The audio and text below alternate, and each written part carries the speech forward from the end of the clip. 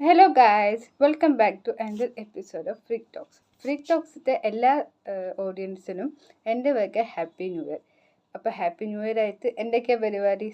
Usually എല്ലാ new year റെസൊല്യൂഷൻസും പറയാറുണ്ട്. പുതിയ ഹാബിറ്റ്സ് തുടങ്ങാനും ബാഡ് ഹാബിറ്റ്സ് ഒഴിവാക്കാനും ഉള്ള വർഷങ്ങളൊക്കെയാണെന്നാണ് പറയുക. അതെ, അതിനകത്ത് തർക്കമൊന്നുമില്ല.